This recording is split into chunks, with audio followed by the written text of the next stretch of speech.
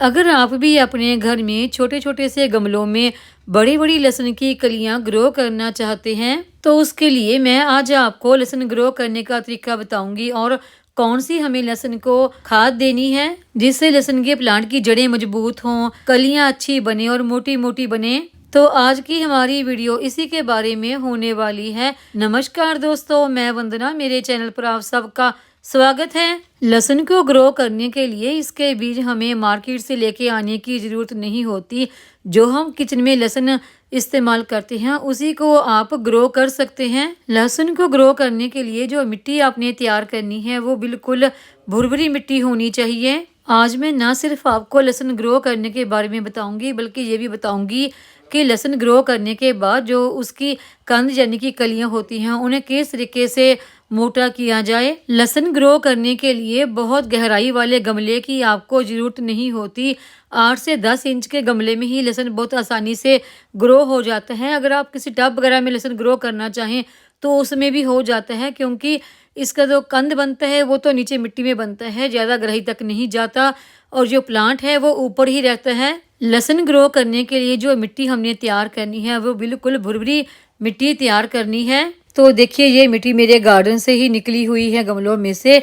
तो इसके बीच में देखिए थोड़ा सा ये जो आपको नज़र आ रहा है ना, ये किचन वेस्ट मिक्स है, क्योंकि मैं अपने सभी पौधों की मिट्टी इसी तरह से किचन वेस्ट मिक्स करके ही तैयार करती हूँ। मिट्टी में मिक्स करने के लिए सबसे पहले ली है ये मैंने गोबर की थोड़ी सी खाद और उसके बाद ये ली है मैंने रेत। इसकी जगह पर अगर आपके पास कोकोपीट है तो आप वो भी इस्तेमाल कर सकते हैं। रेत डालने से हमारी मिट्टी बहुत ही बढ़िया भुरभुरी बनकर तैयार होती है। और तकरीबन 1 चम्मच के आसपास मैंने ली है हल्दी।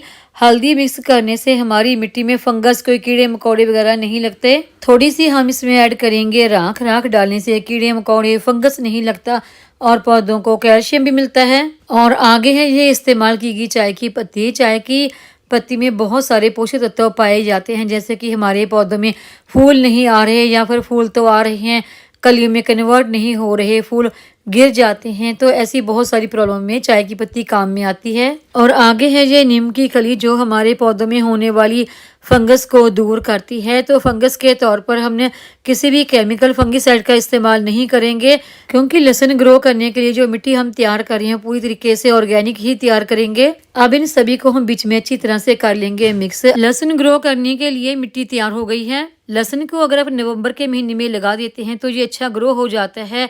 बाद में जब सर्दियां ज़्यादा बढ़ जाती हैं तो ये अच्छी तरह से फुटाव नहीं ले पाता। लहसुन ग्रो करने के लिए जो लहसुन की कलियां आपने सेलेक्ट करनी है वो बिल्कुल मोटी हेल्दी सी होनी चाहिए, उसमें कोई भी फंगस ना लगी हो या गली सड़ी ना हो। तो देखिए इस तरह की कलियां मैंने ले ली हैं और जो कलियां ऊपर की तरफ से अंकुरित हुई हो ये कलियां ज़्यादा बेस्ट रहती हैं, जल्दी ग्रो हो जाती हैं। लहसुन ग्रो कर रहे हैं तो जो लहसुन का पीछे वाला पोर्शन है उसे ऊपर की तरफ रखें, यानी कि मिट्टी के बाहर, और जो आगे वाला पोर्शन है उसे मिट्टी में नीचे की तरफ दबाते हुए थोड़ा सा प्रेस कर दें। थोड़े थोड़े गैप पे आपने इन कलियों को लगाना है ताकि जब ये ग्रो हो, लहसुन की गट्ठा बनने लगे तो उनको थोड़ा सा स्पेस मिले। एक कली लगाने के बाद तकरीबन 3 से 4 इंच का गैप छोड़ते हुए दूसरी कली लगाएं, ताकि जब हम इनकी गुड़ाई करना चाहें तो गुड़ाई भी कर सकें और नीचे इनका जो लहसुन का जो कंद है वो भी तैयार हो सके। अगर आप लहसुन को जल्दी ग्रो करना चाहते हैं तो आप कुछ दिन पहले इनको पानी में भिगो के रख दें। तो देखिए जिस तरह पीछे से ये लहसुन की कलियां अंकुरित हुई है ना, इस तरह से अंकुरित हो जाती हैं तो ये जल्दी ग्रो होता है। लहसुन की कलियों को अगर आप कोई सब्जियों वाले प्लांट लगाते हैं, जो कि फ्रूट प्लांट लगाते हैं, उनके आजू बाजू में भी लगा सकते हैं। इस तरह लगाने से उनके ऊपर कोई पेस्ट अटैक नहीं होता। मेरे इस गमले में आम का प्लांट लगा है तो इसी में मैंने ये लहसुन की कलियां ग्रो की हैं। लहसुन ग्रो करने के बाद उसमें वाटरिंग कर दें। वाटरिंग बहुत ज़्यादा नहीं करनी है, बस गमले की मिट्टी में मॉइस्चर बना रहे इतना ही पानी काफ़ी है। लहसुन ग्रो करने के कुछ दिन बाद तक जब लहसुन बड़ा होने लगता है तब हमें इस पर कुछ ज़रूरी काम करने होते हैं। अगर आप चाहते हैं कि आपके लहसुन की जो कलियां हैं वो मोटी मोटी बड़ी बड़ी हो और जो लहसुन का कंद है वो भी बड़ा बड़ा हो, तो उसके लिए अब आपको सबसे पहले आपके गमले की मिट्टी की गुड़ाई करनी है। अगर आप हर हफ्ता 10 दिन के बाद गुड़ाई करते रहते हैं तो आपका जो लहसुन का कंद है वो नीचे से बिल्कुल हेल्दी बना रहेगा और जो लहसुन की ऊपर की तरफ ब्रांच है ये भी खूब बढ़ पाएगी। जब से ये लहसुन मैंने ग्रो किया है तब से लेकर अब तक मैंने एक दफ़ा भी इसकी गुड़ाई नहीं की है और ना ही इसको कोई फर्टिलाइजर दी है। जो मैं फर्टिलाइजर आज इस प्लांट को दूंगी वो भी आप लोगों के साथ शेयर करूंगी। तो सबसे पहले हम कर लेते हैं इसकी गुड़ाई। ये दूसरे गमले में भी लहसुन लगा है, इसमें कुछ गुलदौदी के प्लांट भी लगे हैं। लहसुन ग्रो करते समय उसमें 3 से 4 इंच का गैप जरूर रखें ताकि गुड़ाई आसानी से हो सके। तो देखिए यहाँ पर बड़ी आसानी से इसकी गुड़ाई हो रही है। गुड़ाई आपने बहुत गहराई में नहीं करनी है, थोड़ा ऊपर ऊपर से ही गुड़ाई करें। और अगर इसमें कुछ अनवांटेड सा घास फूस उग गया है तो उसे भी निकाल दें। गुड़ाई करने से प्लांट की रूट तक धूप एयर दोनों पहुंचती हैं और प्लांट की ग्रोथ भी काफ़ी अच्छी होती है। गुड़ाई करने से पहले इस बात का ध्यान रखें कि 1 दिन पहले आपने इस प्लांट में वाटरिंग नहीं करनी है जिसकी आप गुड़ाई कर रहे हैं। अगर प्लांट की मिट्टी गीली है तो बिल्कुल भी गुड़ाई ना करें, क्योंकि इस तरह गुड़ाई करने से जो लहसुन के प्लांट है वो नीचे की तरफ जो रूट फैला रहे हैं तो वो खराब भी हो सकती है और आपका जो लहसुन है वो पीला होकर खराब भी हो सकता है। तो इस बात का गुड़ाई करते समय हमेशा ध्यान रखें। तो देखिए मैंने जितने भी मेरे गार्डन में लहसुन के प्लांट लगे थे उन सभी की मैंने गुड़ाई कर ली है। बहुत सारे प्लांट मैंने दूसरे कुछ प्लांट के बीच में लगा रखे हैं। तो ये लहसुन की जो पत्तियां हैं बड़ी बड़ी, तो इनकी आज मैं कर लूँगी हार्वेस्टिंग।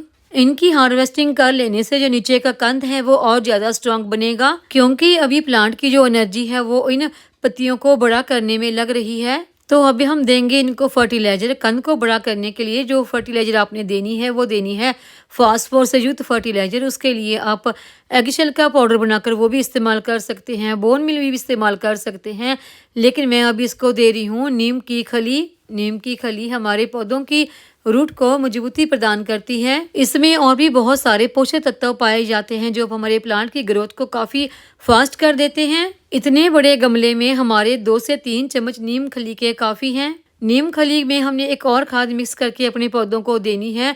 जो दूसरी खाद देनी है वो है ये गोबर की पुरानी सड़ी हुई खाद। गोबर की इस खाद में हमने 3 चम्मच के आसपास नीम की खली मिक्स कर देनी है और इन दोनों खादों को हम अच्छी तरह से बीच में कर देंगे मिक्स।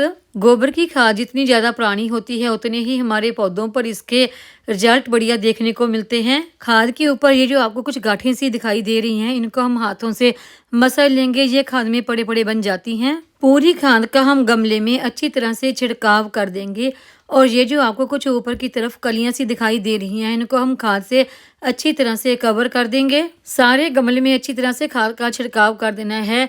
तो जितने भी गमलों में हमने लहसुन लगा रखे हैं सभी को हम अच्छी तरह से खाद से कवर कर देंगे। जैसे जैसे खाद का असर प्लांट की रूट तक पहुंचता है तो उसका असर आपको प्लांट के ऊपर देखने को मिलता है। इसके प्लांट की डंडियां मोटी होने लगती हैं। खाद देने के बाद अगर आपने लहसुन को गमले में लगा रखा है तो गमले को धूप में रखें, छायों में बिल्कुल भी ना रखें। एक बार खाद देने के बाद जो अगली बार आपने खाद देनी है वो तकरीबन आप महीना के बाद ही दे सकते हैं। और 1 महीने के बाद जब मैं दोबारा लहसुन के पौधे को खाद दूंगी तो वो वीडियो भी मैं आप लोगों के साथ जरूर शेयर करूंगी। घर में आपने कोई भी सब्जी या फिर फ्रूट वाला प्लांट लगा रखा है तो उसको कोई भी केमिकल वाली खाद ना दें, ऑर्गेनिक फर्टिलाइजर ही दें। खाद देने के बाद हमने इसमें वाटरिंग जरूर करनी है, क्योंकि वाटरिंग करने से ही खाद का जो असर है वो प्लांट की रूट तक पहुंचता है। अगर आपके गमले की मिट्टी थोड़ी सी गीली है तो वाटरिंग कम करें। अगर मिट्टी गीली नहीं है तो खूब अच्छी तरह से वाटरिंग करें ताकि पानी पूरा प्लांट की रूट तक पहुंच सके और गमले के ड्रेन होल से बाहर निकल जाए, क्योंकि पानी देने से ही प्लांट की रूट तक खाद पहुंचती है और उसी से प्लांट की ग्रोथ काफ़ी अच्छी हो जाती है। लहसुन के प्लांट में आप वाटरिंग कर रहे हैं तो देखिए इन दिनों सर्दियां हैं तो शाम के समय वाटरिंग ना करें बल्कि दोपहर के समय वाटरिंग करें ताकि शाम तक पानी अच्छी तरह से प्लांट की रूट तक पहुंच सके और एक्स्ट्रा पानी बाहर निकल जाए। खाद का पूरा असर लहसुन की कलियों तक हो और लहसुन का गट्ठा बढ़िया हेल्दी बना रहे तो उसके लिए जो लहसुन की ऊपर की जो पत्तियां हैं ना इनकी हम आज हार्वेस्टिंग कर लेते हैं। लहसुन की ये पत्तियां भी काफ़ी ज़्यादा हेल्दी होती हैं और इनमें वही स्मेल होती है, वही टेस्ट होता है जो लहसुन की कलियों में होता है। और इन लहसुन की जो पत्तियां हैं ना इनको आप चटनी बना रहे हैं तो उसमें इस्तेमाल कर सकते हैं, या फिर आप सब्जी वगैरह बना रहे हैं तो उसमें भी डालकर इस्तेमाल कर सकते हैं। मैं लहसुन की पत्तियों की आज उतनी की ही हार्वेस्टिंग करूंगी जितनी की मुझे सब्जी में डालने के लिए ज़रूरत है, दोबारा फिर हार्वेस्टिंग कर लूँगी। तो लहसुन की ये पत्तियाँ काफ़ी ज़्यादा पौष्टिक और टेस्टी होती हैं। लहसुन की पत्तियों की आप ऊपर से जितनी कटिंग करते हैं नीचे से कंद उतना ही ज़्यादा अच्छा बन पाता है। अगर आप भी अपने गार्डन में लहसुन ग्रो करना चाहते हैं तो जिस तरीके से मैंने आपको बताया उस तरीके से आप कर सकते हैं। बिल्कुल केमिकल फ्री इन लहसुन की पत्तियों को आप तोड़कर तुरंत ही अपने किचन में इस्तेमाल कर सकते हैं और नीचे से आपका लहसुन का गट्ठा भी तैयार होता रहता है। लहसुन के पौधे की हार्वेस्टिंग तक की पूरी वीडियो में आप लोगों के साथ शेयर करूंगी। तो उम्मीद है आपको ये आज की जानकारी की वीडियो पसंद आई होगी। वीडियो पसंद आई हो तो वीडियो को लाइक, सब्सक्राइब, शेयर और कमेंट जरूर करें। बेल आइकन को दबाएं ताकि मेरी आने वाली हर नई वीडियो का नोटिफिकेशन आपको मिलता रहे।